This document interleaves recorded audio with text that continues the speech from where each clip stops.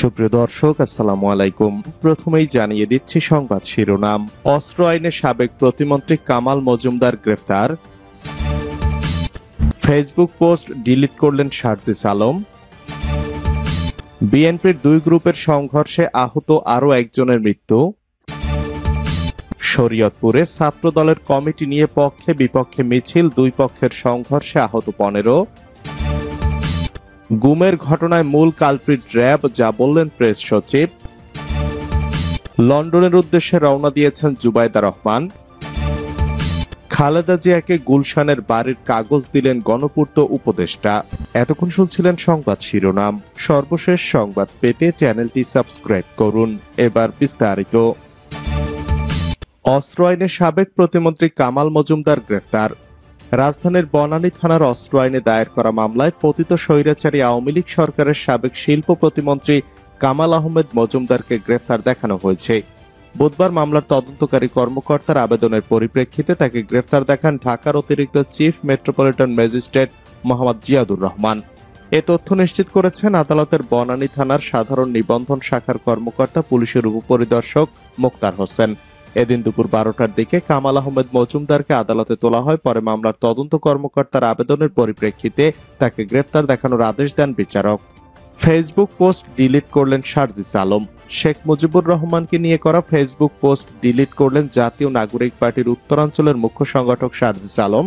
বুধবার সকালে নিজের ভেরিফাইড ফেসবুকে লেখেন, বঙ্গবন্ধু শেখ মুজিবুর রহমান মুক্তিযুদ্ধের শুরুতে পাকিস্তান সেনাবাহিনীর কাছে ইচ্ছাকৃতভাবে ধরা দেন। পরে সামাজিক যোগাযোগ মাধ্যমে আলোচনার ঝড় ওঠে। পোস্টে শারজিস আলম লেখেন, মুক্তিযুদ্ধের শুরুতে ইচ্ছাকৃতভাবে পাকিস্তান সেনাবাহিনীর কাছে বন্দী হয়ে বিজয়ের পর পর্যন্ত শেখ মুজিবুর রহমান পাকিস্তানের জেলে বন্দী ছিলেন। মুক্তিযুদ্ধের পূর্বে তার গুরুত্বপূর্ণ অবদান থাকলেও মুক্তিযুদ্ধ চলাকালীন তিনি সরাসরি মাঠে ছিলেন না। শারজিস লেখেন, তাজউদ্দিন আহমদ মাঠে থেকে মুক্তিযুদ্ধের নেতৃত্ব দিয়েছেন, তার মুক্তিযোদ্ধার স্বীকৃতি বাতিল হয় কিভাবে? শারজিস আরও লেখেন, মন্ত্রণালয়ের কাজ ছিল মুক্তিযোদ্ধার নামে সুযোগ সুবিধা নেওয়ার জন্য আওয়ামী আমলে যারা নতুন করে মুক্তিযোদ্ধা সেজেছেন এবং ভুয়া মুক্তিযোদ্ধা খুঁজে বের করে তাদের মুক্তিযোদ্ধার সনদ বাতিল করা, কিন্তু তা না করে মুক্তিযুদ্ধ চলাকালীন মাঠে থেকে যারা বিভিন্ন গুরুত্বপূর্ণ ভূমিকায় সরাসরি অবদান রেখেছে তাদের মুক্তিযোদ্ধার তালিকা থেকে বাতিল করার মতো অপ্রয়োজনীয় কাজ কোনোভাবেই কাম্য নয়। এনসিপির উত্তরাঞ্চলের মুখ্য সংগঠক লেখেন, ইতিহাস যেন কখনো ক্ষমতাসীনদের পক্ষের না হয়, ইতিহাসকে ইতিহাসের মতো করেই চলতে দেওয়া উচিত। বিএনপির দুই গ্রুপের সংঘর্ষে আরও একজনের মৃত্যু। ঝিনাইদহের কালীগঞ্জে আধিপত্য বিস্তার নিয়ে বিএনপির দুই গ্রুপের সংঘর্ষে আহত ইউনুস আলী নামের আরও একজন চিকিৎসাধীন অবস্থায় মৃত্যুবরণ করেছেন। ওই সংঘর্ষের ঘটনায় এ নিয়ে দুজন মারা গেলেন। আজ বুধবার ভোরে ঢাকা মেডিকেল কলেজ হাসপাতালে চিকিৎসাধীন অবস্থায় মৃত্যুবরণ করেন তিনি উপজেলার নাকোবাড়িয়া গ্রামের মৃত হবিবার রহমানের ছেলে। স্থানীয়রা জানান, সামাজিক আধিপত্য বিস্তার নিয়ে জামাল ইউনিয়নের বিএনপি নেতা নজরুল ইসলাম মোল্লার সঙ্গে যুবদল নেতা আরিফ হোসেনের মধ্যে দীর্ঘদিন বিরোধ চলে আসছিল। এরই জেরে গত রবিবার সকালে নাকোবাড়িয়া গ্রামে নজরুল ইসলাম মোল্লার সমর্থকরা হামলা চালায়। তখন আরিফের সমর্থকরা প্রতিরোধ গড়ে তোলে। পরে উভয় পক্ষের লোকজন দেশীয় অস্ত্রশস্ত্র নিয়ে সংঘর্ষে জড়িয়ে পড়ে। সে সময় অন্তত 5 জন আহত হন। তাদের মধ্যে মোহাম্মদ হোসেন নামের একজনের অবস্থা গুরুতর হলে তাকে উন্নত চিকিৎসার জন্য ফরিদপুর মেডিকেল কলেজ হাসপাতালে প্রেরণ করা হয়। হাসপাতালে নেওয়ার পথে তার মৃত্যু হয়। শরীয়তপুরে ছাত্রদলের কমিটি নিয়ে পক্ষে বিপক্ষে মিছিল, দুই পক্ষের সংঘর্ষে আহত 15। শরীয়তপুরে ছাত্রদলের দুই পক্ষের মধ্যে সংঘর্ষের ঘটনা ঘটেছে আজ মঙ্গলবার বিকেলে। জেলা শহরে এ সংঘর্ষে দুই পক্ষের সমর্থক, পুলিশ সদস্য, পথচারী সহ 15 জন আহত হয়েছেন। জেলা ছাত্রদলের আহ্বায়ক কমিটি ঘোষণা নিয়ে এ সংঘর্ষ হয়। পুলিশ ও ছাত্রদলের নেতাদের সঙ্গে কথা বলে জানা যায়, বিকেলে কমিটির আহ্বায়ক এইচ.এম. জাকির ও সদস্য সচিব সোহেল তালুকদারের নেতৃত্বে শহরে একটি আনন্দ মিছিল বের করেন তাদের সমর্থকেরা। এ সময় পাল্টা প্রতিবাদ মিছিল বের করেন ওই কমিটির যুগ্ম আহ্বায়ক পান্থ তালুকদার, বাবু মাতুব্বর, আফজাল খান, ইসাক সর্দারের সমর্থকেরা। মিছিলটি পালং মডেল থানা অতিক্রম করার সময় দুই পক্ষের সমর্থকদের মধ্যে পাল্টাপাল্টি ধাওয়া শুরু হয়। এরপর দুই পক্ষ সংঘর্ষে জড়ায়। গুমের ঘটনায় মূল কালপ্রিট র্যাব, দাবি প্রেস সচিবের। প্রধান উপদেষ্টার প্রেস সচিব শফিকুল আলম বলেছেন, গুমের ঘটনায় মূল কালপ্রিট ছিল র্যাব। র্যাবের ইন্টেলিজেন্স উইং এ ঘটনায় সবচেয়ে বেশি জড়িত। যারা গুমের সঙ্গে জড়িত ছিলেন তাদের বিচার বাংলাদেশের মাটিতে হবে। বুধবার দুপুরে রাজধানীর ফরেন সার্ভিস একাডেমিতে এক সংবাদ সম্মেলনে তিনি এসব কথা বলেন। প্রেস সচিব শফিকুল আলম বলেন, গুম কমিশন এখন পর্যন্ত 1837টি অভিযোগ পেয়েছে, যার মধ্যে 1350টি অভিযোগ যাচাই বাছাই শেষ হয়েছে। তিনি বলেন, আগামীকাল গুম সংক্রান্ত প্রতিবেদনের 7টি অধ্যায় জনসম্মুখে প্রকাশ করা হবে। লন্ডনের উদ্দেশ্যে রওনা দিয়েছেন জুবাইদা রহমান। লন্ডনের উদ্দেশ্যে রওনা দিয়েছে বিএনপির ভারপ্রাপ্ত চেয়ারম্যান তারেক রহমানের সহধর্মিণী ডাক্তার জুবাইদা রহমান। আজ বৃহস্পতিবার সকাল 8:30টার দিকে বাসা থেকে বের হয়ে হযরত শাহজালাল আন্তর্জাতিক বিমানবন্দরের উদ্দেশ্যে বের হয়েছেন। বিএনপি চেয়ারপারসনের প্রেস উইং কর্মকর্তা শামসুদ্দিন দিদার এ তথ্য নিশ্চিত করেছেন।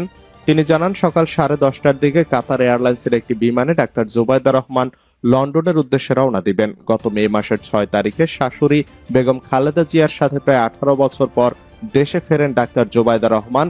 এখানে বিভিন্ন মানব সেবার কাজ করেন তিনি। খালেদা জিয়াকে গুলশানের বাড়ির কাগজ দিলেন গণপূর্ত উপদেষ্টা। বিএনপি চেয়ারপারসন খালেদা জিয়ার গুলশানের বাড়ির নামজারির কাগজ পৌঁছে দিয়েছেন সরকার। বুধবার রাত 9টার দিকে গৃহায়ণ ও গণপূর্ত মন্ত্রণালয়ের উপদেষ্টা আদিলুর রহমান খান খালেদা জিয়ার হাতে নামজারির কাগজ তুলে দেন। এ সময় গণপূর্ত মন্ত্রণালয়ের সচিব নজরুল ইসলাম ও রাজধানী উন্নয়ন কর্তৃপক্ষের চেয়ারম্যান রিয়াজুল ইসলাম উপস্থিত ছিলেন। খালেদা জিয়ার একান্ত সচিব এবিএম আব্দুল সত্তার সাংবাদিকদের বলেন, উপদেষ্টা আদিলুর রহমান খান সহ মন্ত্রণালয়ের কর্মকর্তারা সাক্ষাৎ করেছেন। আধা ঘন্টার মতো তারা ছিলেন। এটা সৌজন্য সাক্ষাৎ ছিল। বাড়ির নামজারির কাগজ হস্তান্তরের বিষয়ে তিনি বলেন, উপদেষ্টা কিছু কাগজ নিয়ে এসেছিলেন, সেগুলো দিয়েছেন, তবে তা কিসের কাগজ তা তিনি জানেন না। রাখাইনে মানবিক করিডোর নিয়ে জাতিসংঘের সঙ্গে আলোচনা হয়নি, মন্তব্য গোয়েন লুইসের। রাখাইনে মানবিক করিডোরে জাতিসংঘের যুক্ততা নিয়ে সংগঠনটির আবাসিক সমন্বয়কারী গোয়েন লুইস বলেছেন, আন্তঃসীমান্ত সম্পর্ক উন্নয়ন, সংঘাতের কারণে ক্ষতিগ্রস্ত লোকদের সহায়তা করার জন্য যে কোনো ধরনের উদ্যোগকে আমরা স্বাগত জানাই। এ বিষয়ে জাতিসংঘ সহায়তা করবে, কিন্তু এ ধরনের কোনো মানবিক করিডোর নেই। আমরা করিডোর সংক্রান্ত কোনো ধরনের আলোচনায়ও নেই। বুধবার জাতীয় প্রেস ক্লাবে ডিপ্লোম্যাটিক করেসপন্ডেন্স অ্যাসোসিয়েশন বাংলাদেশের ডিক্যাপ টকে এ কথা বলেন জাতিসংঘের এ প্রতিনিধি। ডিক্যাপ সভাপতি এ কে মঈনুদ্দিন ও সাধারণ সম্পাদক আরিফুজ্জামান মামুন অনুষ্ঠানে বক্তব্য দেন। জাতিসংঘের আবাসিক সমন্বয়ক বলেন, মানবিক করিডোর একটি আনুষ্ঠানিক ও আইনি বিষয়। এক্ষেত্রে দুই সার্বভৌম দেশ বাংলাদেশ সরকার এবং মিয়ানমার সরকার এবং প্রয়োজন হলে সংশ্লিষ্ট অন্য পক্ষদের আনুষ্ঠানিক সম্মতি থাকতে হবে। যদি এখানে কোনো চুক্তি হয় তবে জাতিসংঘ সহায়তা করতে পারে। আমি যতদূর বুঝতে পারছি এ ধরনের চুক্তি এখন পর্যন্ত হয়নি। তিনি বলেন, করিডোর দুই সরকারের বিষয়টি প্রতিষ্ঠিত হলে জাতিসংঘ সহায়তা করতে পারে। রাখাইনে প্রবেশ করা খুব দুরূহ, সেখানে সংঘাত চলছে এবং পরিস্থিতি অনিশ্চিত। মিয়ানমার সরকারের সঙ্গে ইউএনডিপি ও ইউএনএইচসিআর এর মধ্যে সহায়তা দেওয়ার জন্য একটি সমঝোতা ছিল, এটি চালু রয়েছে, কিন্তু জাতিসংঘের উপস্থিতি উল্লেখযোগ্য পরিমাণে কমে গেছে। রোহিঙ্গাদের জন্য তহবিল সংগ্রহ করা অত্যন্ত চ্যালেঞ্জ হয়ে পড়ছে। আওয়ামী লীগ না থাকলেও অন্তর্ভুক্তিমূলক হতে পারে নির্বাচন। আওয়ামী লীগ না থাকলেও জনগণের অংশগ্রহণ সঠিক হলে আগামী নির্বাচন অন্তর্ভুক্তিমূলক হতে পারে বলে মনে করছেন গোয়েন লুইস। তিনি বলেন, সুনির্দিষ্টভাবে জাতিসংঘের কাছে অন্তর্ভুক্তি মানে হচ্ছে প্রত্যেক বাংলাদেশী যেন মতামত দেওয়ার সুযোগ পায়। আওয়ামী লীগ না থাকা অবস্থায় অন্তর্ভুক্তিমূলক নির্বাচনে প্রশ্ন করলে গোয়েন লুইস বলেন, অন্তর্ভুক্তিমূলক নির্বাচন মানে হচ্ছে সমাজের প্রত্যেক অংশই যেন ভোট দিতে পারে। নারী, 18 বছর বয়সী, নৃতাত্ত্বিক, সংখ্যালঘু সম্প্রদায়, বিভিন্ন ধর্মীয় সম্প্রদায় অন্তর্ভুক্তিমূলক দিয়ে আমরা এটাই বোঝাই। তবে প্রত্যেকের যেন নির্বাচনে অংশগ্রহণের প্রবেশাধিকার ও সক্ষমতা থাকে। আওয়ামী লীগের কার্যক্রম নিষিদ্ধের প্রসঙ্গে তিনি বলেন, আওয়ামী লীগ বা বিএনপির রাজনৈতিক অবস্থান নিয়ে কোনো মন্তব্য করছি না। জাতিসংঘ রাজনীতিতে সম্পৃক্ত নয়। জাতিসংঘ মানবাধিকার কমিশনের প্রতিবেদনে রাজনৈতিক দলকে নিষিদ্ধ না করার সুপারিশের মধ্যেও আওয়ামী লীগকে নিষিদ্ধ করা হয়েছে। এ নিয়ে গোয়েন লুইস বলেন, আমরা সুপারিশ করেছি কারণ সব দলের অংশগ্রহণ ও অন্তর্ভুক্তির মাধ্যমে মেরুকরণ এবং সম্ভাব্য সংঘাত এড়ানো যায়। এটা রাজনৈতিক সিদ্ধান্ত, সরকারের সিদ্ধান্ত।